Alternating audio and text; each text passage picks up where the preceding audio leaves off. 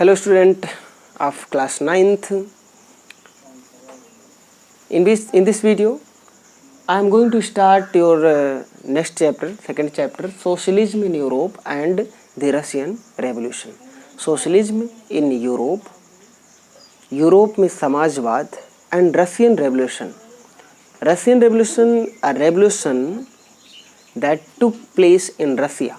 What happened in Russia and what is socialism and how different of ideologies stand for at that time, and how this event, this historical event of Russian Revolution took place in world history.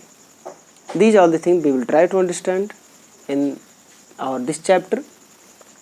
Actually, one thing as I want to discuss in previous chapter, it means French Revolution.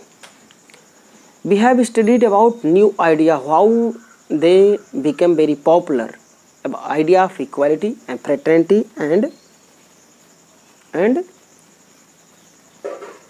liberty. These ideas were spread out after French Revolution all over the world, throughout the world and entire country and entire Europe. French Revolution opened up the possibility of creating a dramatic change in the way of which society was structured. After French Revolution, my dear student, peoples of world and peoples of Europe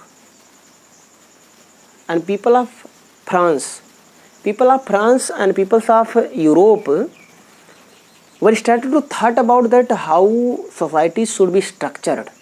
I am using here peoples. When we use about any countries, it can be used peoples and people of France and peoples of Europe. In this grammar postcard, I don't want to discuss about it. Peoples of Europe started to think about that how society should be structured. Then this is natural that everyone cannot think about the society, which type of society should be there. In this point of view, three ideologies emerged and the three way of thinking were developed in Europe. First, second and third. Before discussing this, first I think I should discuss about socialism. What is socialism? Then I'll discuss about socialism. Is one type of ideology according this that all property and all means of production should be under control of society, not any particular person. समाजवाद एक ऐसी अवधारणा, एक ऐसी विचार पर आधारित है जिसमें यह माना जाता है कि किसी राज्य की जो प्रॉपर्टी है वो हो राज्य के अधीन रहे, मतलब वो समाज के अधीन रहे, उस पर किसी एक इंडिविजुअल का क्या हो, कोई एक व्यक्ति का अधिकार ना हो, बल्कि उस पर पूरी सोसाइटी का क्या हो, अधिकार हो. समाजवादी की इस विचारधारा से आकर के और यूरोप के रसिया नामक एक देश में, जो एशिया महाद्वीप का एक सबसे बड़ा देश है, बल्कि दुनिया का सबसे बड़ा देश है, वहाँ पर एक ड्रामेटिक चेंज लेकर आया और समाजवाद की स्थापना किया. कैसे किया, क्या कंडीशन थी, इसको हमें पढ़ना है. लेकिन जो हमारा फर्स्ट डायमेंशन है हमारे सिलेबस का, उसमें हमें ये पढ़ना है कि कौन कौन सी आइडियोलॉजीज थी जो उस समय निकल करके आई. तो फर्स्ट देखिए हम पढ़ेंगे liberals, second radicals, third conservative.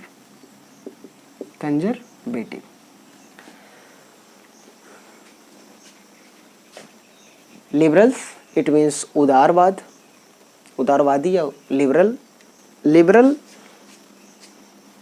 मतलब उदारवादी. रेडिकल्स इट मीन्स क्रांतिकारी या बहुत सडन चेंज वाले, रेवोल्यूशनरी. कंजर्वेटिव इट मीन्स वो ओल्ड स्टेरियोटाइप और ओल्ड सिस्टम को मानने वाले, ये 3 आइडियोलॉजी डेवलप्ड हुई। देखो जब विचार फ्रांस की, बेटा सिंपली बताओ, फ्रांस की क्रांति जब हमने बताया था तो हमने बताया था क्या कि लुई 16 को जब ख़त्म किया गया और फ्रांस में रिपब्लिक इस्टेब्लिश किया गया तो पूरी दुनिया में राजतंत्र के अगेंस्ट डिक्टेटरशिप या जो मोनार्की है इसके अगेंस्ट कई लोग विचार करने लगे, भाई सोसाइटी कैसी होनी चाहिए, कैसी होनी चाहिए जो आइडियल हो, कैसी होनी हो जो सबके लिए हितैषी हो, तमाम चीज़ें होने लगी। तो उसमें बहुत से कुछ आइडियोलॉजी एक ग्रुप्ड कर दिया गया आइडियोलॉजी को कि लोग क्या क्या सोचते थे, उनका क्या क्या ग्रुप था। तो उसमें जो फर्स्ट ग्रुप आता है वो लिबरल का था। अब लिबरल उस समय किस मायने में थे, आज किस मायने में है, तो समय समय के अनुसार ये आइडियोलॉजीज जो हैं, जो विचारधाराएं हैं लोगों की, ये क्या है, बदलती रही हैं, ये बदलती रही हैं। हाउ दे आर, देखिए पहले हम लिबरल्स को पढ़ेंगे। लिबरल्स माने उदारवादी, बड़े उदार, आप समझते हैं, अरे बड़े उदार आदमी है बेचारे, गिरधारी बाबू लड़का बड़ा उदार है, बड़ा सीधा है, बड़ा सज्जन है। खैर अभी आज उदार है लिबरल, ठीक है। लिबरल शब्द जो है वो लाइबर मतलब स्वतंत्रता, लैटिन वर्ड से निकला हुआ है, स्वतंत्रता का मतलब है। अब देखो उसमें क्या था, लिबरल लोग जो थे कुछ जो एक सेक्शन था सोसाइटी का यूरोप में, वो ये सोचता था कि जो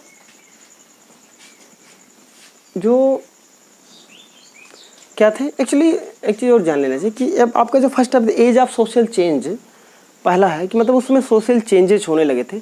अब देखिए लिबरल्स किस लिए खड़े थे, किस लिए, क्या लिबरल सोचते थे। देखिए एक one of the group which looked the change society were liberal. Liberal क्या कहते हैं, liberal wanted a nation which tolerate all religion, which tolerate all religion, जो सभी रिलीजन को क्या करता था, क्या करे, टॉलरेट करे। ऐसा क्या चाहते थे, वो चाहते थे कि सभी रिलीजन को क्या करे, टॉलरेट करे। एंड हमें ये चीज़ जानकारी होनी चाहिए कि किस तरीके से जब यूरोप में उस समय था तो अलग अलग जो वो थे, जैसे ब्रिटेन फेवर्ड था चर्च ऑफ इंग्लैंड के, ऑस्ट्रिया स्पेन फेवर्ड थे कैथोलिक चर्च के।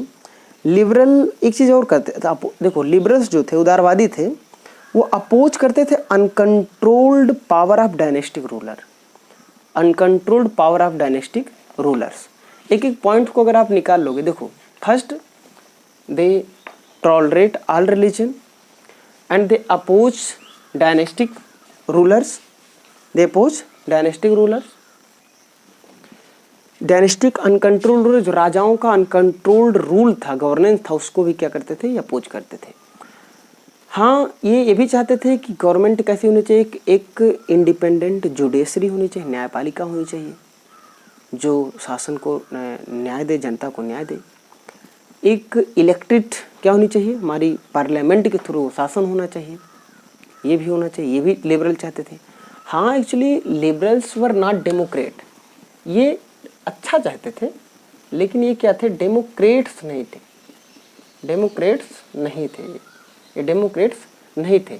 और यूनिवर्सल सफरेज है, यूनिवर्सल एडल्ट फ्रेंचाइज है, इसको भी सपोर्ट नहीं करते थे। ये वोमेन को वोट देने के लिए, वोमेन को भी वोट देने की बात नहीं करते थे। ये मानते थे कि मेन विथ प्रॉपर्टी जो है वही सिर्फ क्या करें, वोट देंगे। तो लिबरल्स क्या थे, ये चाहते थे कि जो मोनार्की की अनकंट्रोल्ड पावर है, जो राजाओं की अनकंट्रोल शक्तियाँ हैं, वो नहीं होनी चाहिए, लोग आज़ाद होने चाहिए, एक स्वतंत्र, एक इंडिपेंडेंट जुडिशरी होनी चाहिए, ठीक है। लोग अपनी सरकार को चुने, यानी कहीं ना कहीं रिपब्लिक होना चाहिए, ठीक है, कहीं ना कहीं होना चाहिए। हम पार्लियामेंट के थ्रू अपनी गवर्नमेंट को चुने। हाँ चुने, इसका मतलब उस पार्लियामेंट में कौन चुने ये मतलब नहीं है, यानी वो टोटल डेमोक्रेट्स नहीं थे, वो डेमोक्रेसी को सपोर्ट करने वाले नहीं थे लिबरल उस समय। अभी की बात छोड़िए, at that time they were not Democrats, ये आपको जानना चाहिए, ये एग्जाम में पूछ सकता है। और वोमेन को वो सपोर्ट नहीं करते थे, यानी वोमेन को वोट देने के अधिकार में नहीं थे, वोमेन को वोट देने के अधिकार में नहीं थे। अगर हम सेकंड को देखें, रेडिकल्स कौन है, रेडिकल्स देखिए ये कैसे थे, क्रांतिकारी थे। अब ये क्या करते थे, ये चाहते थे कि गवर्नमेंट ऐसी होनी चाहिए गवर्नमेंट पॉपुलेशन के मेजॉरिटी से होनी चाहिए, जो मेजॉरिटी हो, जो मेजॉरिटी जिसकी हो उससे गवर्नमेंट बननी चाहिए। हाँ, many of them supported women suffrage, मतलब औरतों को अधिकार देने के लिए वो अगेंस्ट थे। हाँ, वो इसका विरोध करते थे। जैसे लिबरल चाहते थे कि लैंड ऑनर्स जो हैं वो मेंटेन रहें, जो लैंड ऑनर्स हैं, लैंड लॉर्ड्स हैं, वो मेंटेन रहें, लिबरल्स ये चाहते थे। लेकिन जो रेडिकल हैं, जो क्रांतिकारी रहे, इस ऐसी विचारधारा रखने वाले, जो ये मानते थे कि नहीं, लैंड वो होना चाहिए, प्रॉपर्टी इन हैंड होना चाहिए, लेकिन सेंट्रलाइज नहीं हो चाहिए कि एक ही व्यक्ति के हाथों में पूरी प्रॉपर्टी है, ऐसा नहीं होना चाहिए। समझ रहे हो? वुमेन्स को उन्होंने सपोर्ट किया एक ही हैत में, मतलब दे वर नॉट अगेंस्ट द कि एग्जिस्टेंस ऑफ प्राइवेट प्रॉपर्टी होनी चाहिए। ठीक है, इन्होंने प्राइवेट प्रॉपर्टी को सपोर्ट किया कि भाई आपकी अपनी अपनी प्रॉपर्टी, लेकिन ऐसा ना हो कि पूरे जिले की प्रॉपर्टी सिर्फ एक व्यक्ति में हो, सबकी अपनी प्रॉपर्टी हो, ठीक है, लेकिन सबकी ना हो। लिबरल क्या करते थे, नहीं, आज़ादी मिले सबको, सबको ये हो, वुमेन्स को वोट ना मिले, जो उनके पास प्रॉपर्टी उन्हीं को मिले, तब जिनके पास प्रॉपर्टी उनको मिले। इसका मतलब समझ रहे हैं? मतलब जो ज़्यादा प्रॉपर्टी का कॉन्सेप्ट यहाँ आएगा और यहाँ ज़्यादा कॉन्सेप्ट का प्रॉपर्टी नहीं आ रहा, तो लिबरल हो जाएंगे। ठीक है, एक जो सबके पापा थे, बेकार जिसको कहते हैं, ये लोग काफ़ी बदमाशी करते हैं, 10th क्लास में करेंगे बदमाशी, कंजर्वेटिव लोग। ये कंजर्वेटिव से मतलब रूढ़िवादी, पुरानी परंपराओं को मानने वाले।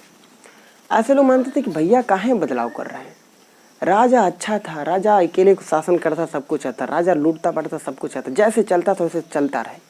ठीक है, सब कुछ, यानी जैसे मोनार्की थी, चर्च का पावर था, मोनार्की के सिस्टम थे, वो सब should be, all this thing should be remain as like past.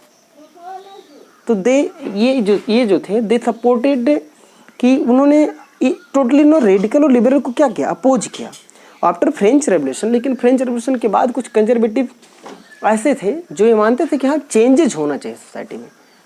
ठीक है, वो एकदम पुराना नहीं जाना चाहते थे, पुराना कंजर्वेटिव बनना नहीं चाहते थे, लेकिन हमें पास्ट का रिस्पेक्ट भी करते रहना है, ये मानते थे। समझ रहे हैं?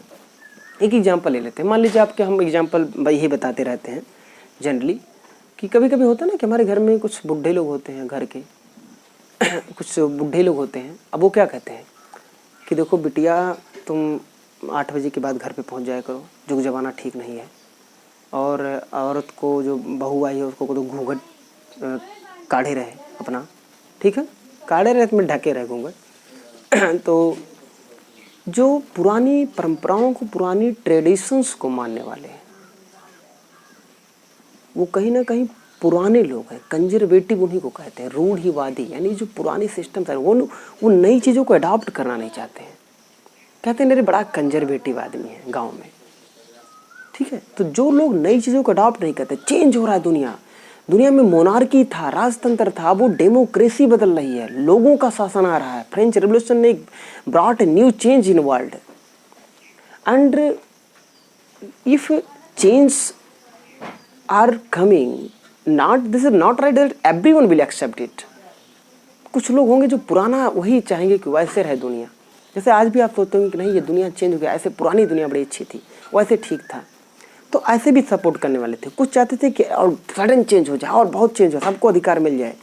कुछ चाहते थे कि नहीं, औरतों को किनारे रखो भी, ये सब बेकार है। तो इस तरीके से उस समय यूरोप में चेंजेस को लेकर के, सोशल चेंज को लेकर के सोसाइटी कैसी होनी चाहिए, भाई क्वेश्चन आ गया ना कि सोसाइटी होनी कैसी चाहिए, स्ट्रक्चर्ड कैसी होनी चाहिए, उसकी बनावट कैसी होनी चाहिए, इसके बारे में डिस्कस होने लगा। तो इन सब का डिस्कशन के लिए आइडियोलॉजी, लोग अपने अपने विचार, हम अपने विचार देना, अपने विचार, तो उनके ग्रुप को अगर ग्रुप्ड कर दें इनके आइडियोलॉजीज को, तो हम देखते हैं कि इस 3 तरीके से आते हैं कि लिबरल आते हैं और रेडिकल आते हैं और कंजर्वेटिव्स आते हैं।